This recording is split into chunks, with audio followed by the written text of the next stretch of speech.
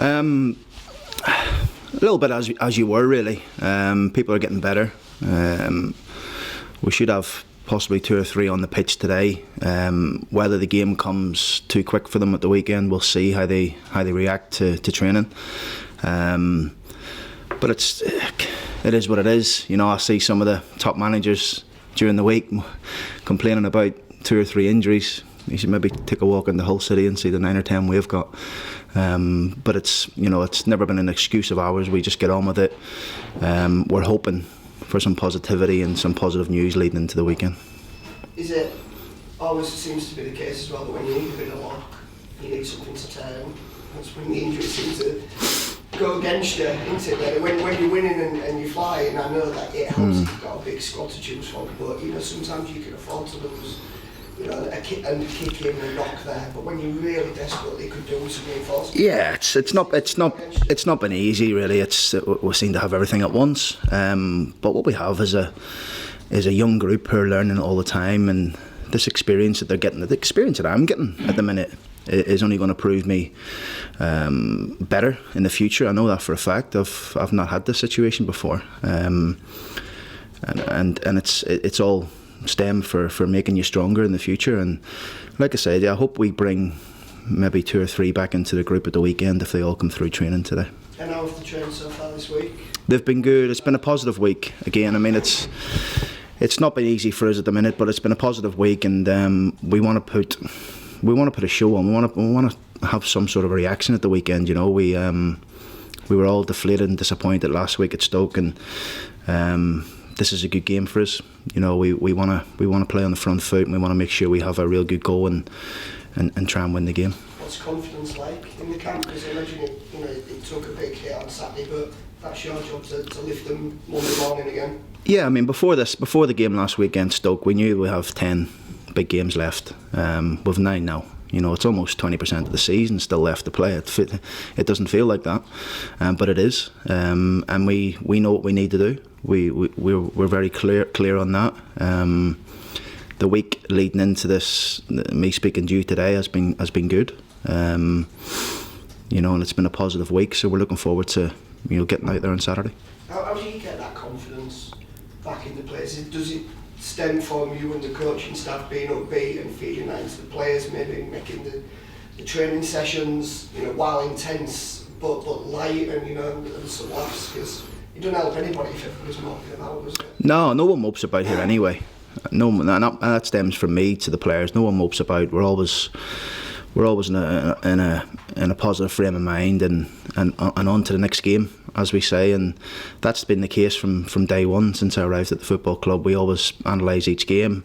We look to improve on it, win, lose or draw, and we approach the week ahead. But confidence is obviously a massive thing, not just in football but in life, and the only person that can make you confident is yourself, and that comes from within.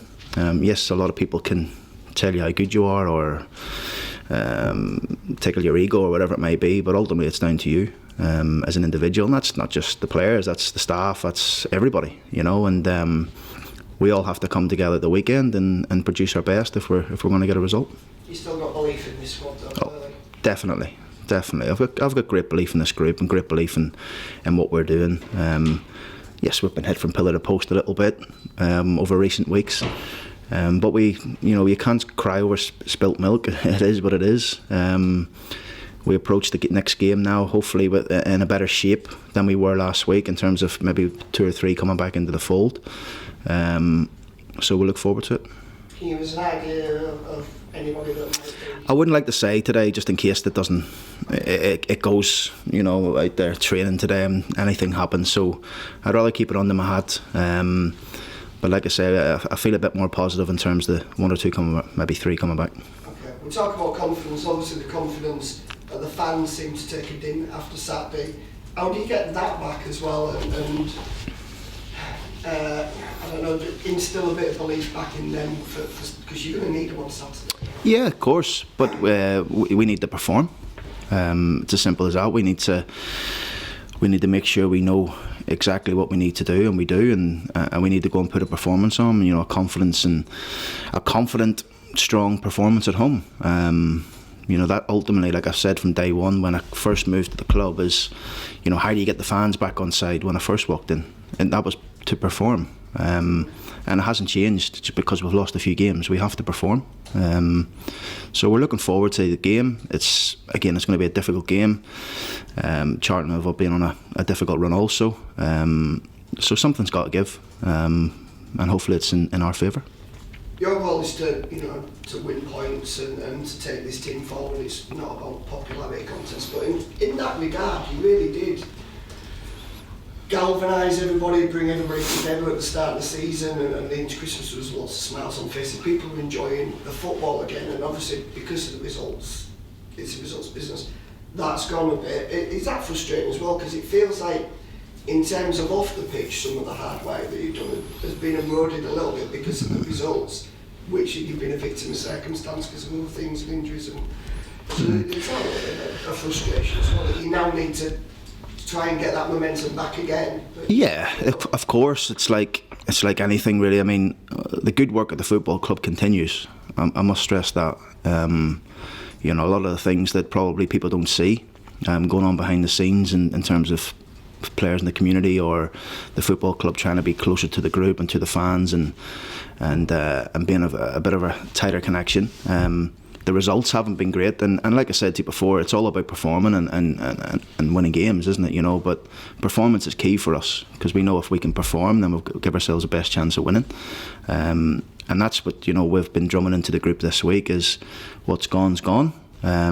Yes, a lot of people will still want to speak about the last few games, but we've got 9 games now to get back to where we know we can do, right up to a certain point in probably January.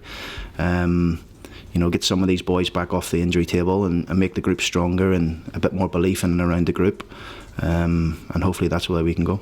When you get in a situation you need to win games, actually you could draw, but you're going to be going to win games. And for that to happen, you need goals. And, you know, you struggle for goals a little bit of late. How do you get? Not necessarily to get that back because I think you knew that you'd be you know. Well, I think. How do you find that freedom in front of the goal again? I think in terms of scoring goals, I think defensively we need to be better because that gives us more of a chance, you know, to build off a good shape or a good structure, and that just doesn't mean the goalkeeper or the back four. That's us as a team and a group, you know, because we always say that defending always starts from the front, and we need to make sure that's intact and in a good way for the weekend, and then we give ourselves a chance to go and score goals. You know, it's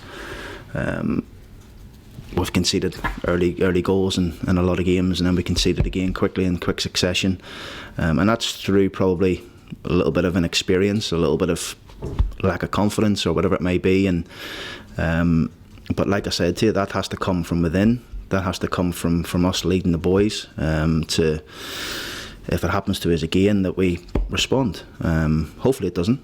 Hopefully now we've got good boys. We've got quality all through the group. We've got young boys who are learning the trade, and it's, you know, it's an unbelievable experience from them at the minute. But ultimately, we know we need to perform better, because if we perform better, then we'll start winning games. Okay, in terms of yourself, I mean, you know, you've been in it long enough. Everyone's a critic in football. You just hear them louder when you're not winning, and they're quieter when you're winning. Yeah. I get it. So, in terms of yourself, how do you stay true to your beliefs and, you know, and what you want to do? Because you'll have everybody from all four sides shouting and saying, you need to play this person, you need to change this formation, you need to do this better. You know, you're the manager, you're the one leading the club. So how do you stay true in the face of all that to your beliefs and what you want to do? It's very simple for me, really. I know what I do can win football games. It's as simple as that, and I know that I've got a firm belief in myself. And over the 4 years I've been a football manager or head coach, I always stay true to my beliefs. I'm always better when I think clearly, and I've got a clear understanding of how I want my team to play, and that all comes from during the week leading into games. But the biggest thing in football is, you know, is trust, and making sure you trust the messages you're getting are right. And that's from everyone. So I think, you know, one thing we have to do now is trust in the process, trust in the belief, trust what we're trying to do, and that'll get us in a good place. It's important the players all buy into that. Yeah, no, but the players understand exactly what we want to do. That gets drummed into them every single day of the week.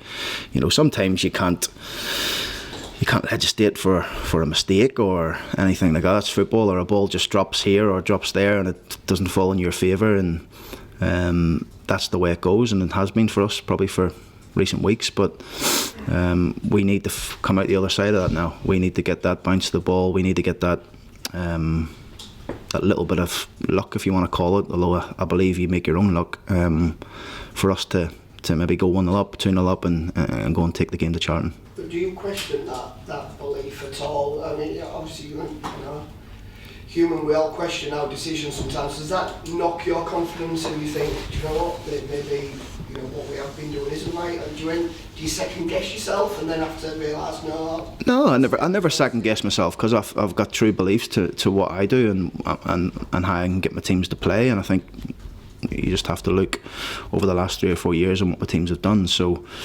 like I said to you before, it's easy for a lot of people to question you when you're losing. Not a lot of people question you when you win. So, and that's football. That's the industry we're in. We all understand it. But you know, we've got a group of players here who believe in their own ability. We've got a group of staff who believe in what we're doing. And we got to make sure we just turn this corner now. You know, it's a good game for us the weekend. We'll need the fans to get behind us and support us. And I know it's difficult at the minute. I know a lot of the fans will be frustrated, and rightly so. But we need to make sure we turn their frustrations into enjoyment now, and hopefully we can do that at the weekend. Obviously, there's lots of pressure because of the one that you won. Do you feel that pressure yourself in terms of your position? Can you not want to think about that? I don't think like that. I think about trying to work as hard as I can to make this club as successful as I can. You know, you just have to.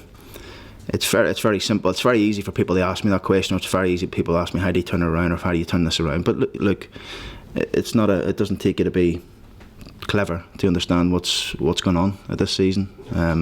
Anyone in the know will know.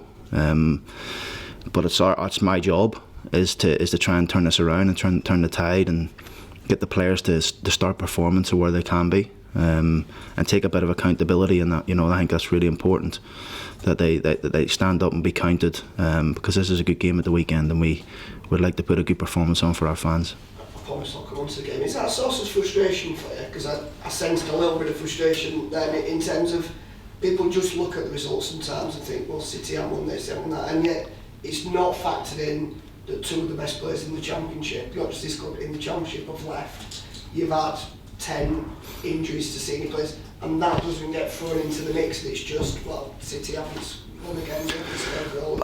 But look, you're right, we can affect that, and when I say about it's a learning process for me, is the amount of injuries we've had at a certain point of time. That's a learning process. It's not about who's gone, because we know why they've left. It's as simple as that. It's two boys couldn't agree a new deal, but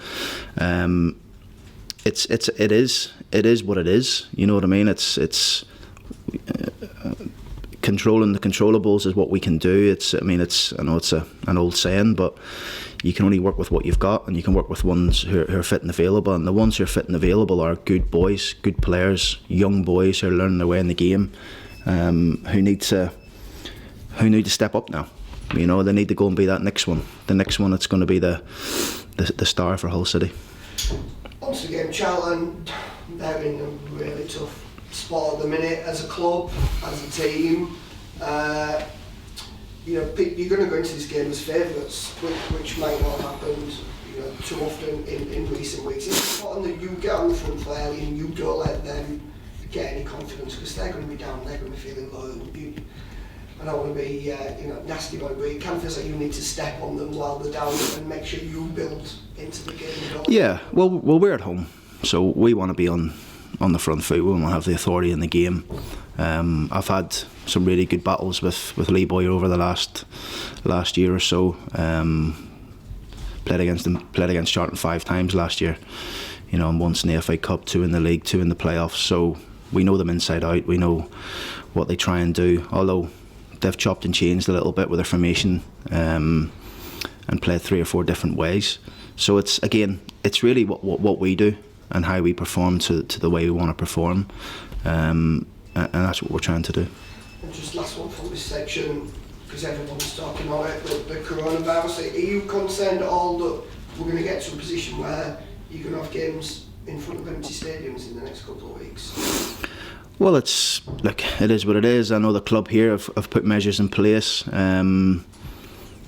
Obviously, what's football without the fans? Really, it's horrible. I've seen the PSG game last night and empty stadium and things like that. But we know that safety's paramount. We know that the importance of people staying right and not spreading this thing is really important. So we back exactly whatever they do. But like I said to you, football without fans is nothing. So it would be a shame. But I also know that it's, like I said to you, it's really important that people's health is the most important thing in this. And have you put a few extra things in terms of the training ground? Yeah, we've always, we've there's been emails sent around from the football club to all, and there's a lot of posters and things just to make sure the boys know exactly what they do in terms of washing their hands, etc. And that's all we can do. All we can affect is what we can do. But I know there's a big meeting today. I know there's whatever comes out of that meeting is we go with it. One thing for me, I wouldn't like to be sitting in my house with 3 kids and 3 dogs for 2 weeks. I tell you, it'll do me head in. But anyway, we'll see. And Grant, you mentioned players standing up to be counted, and clearly there's sort of a no excuses culture here. So in terms of the response to the weekend, how much of that has had to be led by the players, and how much is that? A bit of both, a little bit of both. It's we've had various different meetings this week, early part of the week, and it's been positive. It really has, and look, we all know where we are. We all know what we've been disappointed in recent weeks, but do we have to keep thinking about that? Do we have to come back to that, or do we just go, look, bang, this is the next one? Let's see if we can get back to a bit of positive play, positive approach to the game, and see if we can take the result. And have they had any meetings themselves that you know about? Yeah, they all speak. They're in the change room every day, aren't they? So I'm sure they'll have had a good chat. Well, I know they have anyway. So now we need to all stand up and be counted. And obviously, you know these players very well, sometimes from other clubs as well. But I guess a lot of them haven't been in leadership positions, they're very inexperienced. Is that something some of these lads have to just develop to? Yeah, definitely. In football, you almost create leaders anyway as it goes on. And I feel here we've got good leaders. Eric, the captain's always around the training ground every day. Jordi Device is a good leader, although he hasn't been fit and available. George Long speaks a lot. Jackson Irvine speaks a lot. Callum Elder speaks a lot. Josh McGuinness is a senior international. These boys are all have been there and done it in certain aspects of of their career so far. So we have got older players and experienced players in there, and people with good big games behind them. And hopefully they can lead that on to the younger players who are sampling the championship for the first time, or haven't played many games in the championship, and wondering where their performance is going to come from. And that's where you need a good change room behind you, and some of the older boys to take the weight off the manager's shoulders and the coach's shoulders to say, look, this is what you're about, this is what it takes, and hopefully this week has seen a bit of that. And some of those boys you mentioned are injured or have been injured. How much influence are they able to have when they're not in the team? Well, it's difficult, isn't it? They're always here in the training ground. They're always trying to help, and I'm sure they do anything to play a part of it, And we just have to look at people like Angus MacDonald, who's training like a machine every single day, trying to force his way back. And then you look at the other scale, and you see like Eric Lehigh may not play this season. Tom Eaves may not play again this season. Herbie Kane possibly. James Scott, a minute into a training session. These boys would give anything to play. And that's what our boys need to realise, that they're in a privileged position. They're in a good place. They're fit. They're strong. They're ready to go. Now they need to go and perform. And I guess particularly with Angus, it just puts things in perspective, doesn't it? Oh, 100%. 100%. Just seeing the boy every day and how he trains and how he comes in and lives his life is a credit to him and his family, and he can be an inspiration for everyone, I think. And you know what it's like whenever a team's losing, the desire gets questioned. I saw questions after the weekend. Do you think that's unfair with regards to this group? Well, I think you're always going to be questioned on everything, aren't you, when you lose games. But it's our job to make sure that we can prove people wrong and get back to where we know we can do. And that's what we'll look to try and do. And you talk about it being a good game for you. I guess the fact that it's at home and you can sort of prove the point to more people than you could do away from home sort of adds to that, doesn't it? Yeah, of course. And I mean, it's going to be. We're going to. I think we'll have to try and get the fans on our side on Saturday and create their atmosphere from what we do in the football pitch, and then I think it'll filter into the group, and hopefully they can cheer us on. The fans can get behind us like they have done all season, really. And I get their frustrations. I'm a big football fan myself and have been for many years, and supported some teams and when I was younger. So I get the frustration. But what I can say to them is, look, the group are trying, we're all trying, we're working every single day to improve on what we're doing. And please, stick behind us, stay with us, and cheer us onto a good win at the weekend. And there's obviously a lot of you in the group, yourself included, learning about the championship as you go along. Do you feel that if you can just get through this season, the group will be much better for the experience of learning in adversity? Yeah, definitely. I mean, it's not about just getting through this season, though. Like I said earlier on, with 20% of the season to go. So there's a long way to go still. A lot more twists and turns. I may be learning in terms of a manager position, but I've played in the Championship all my career, so I know what it's about, and it hasn't changed. So it's a tough league. It's a demanding league. You have to beat your best every single week to get a result. And how do you go about it? Do you set them little targets, or is it just that the next game is the target? Well, targets have always been set at the football club, and we keep them behind closed doors. But target is the next game. It's an old cliche. We need to make sure we perform, and if we perform, we give our best chance to win.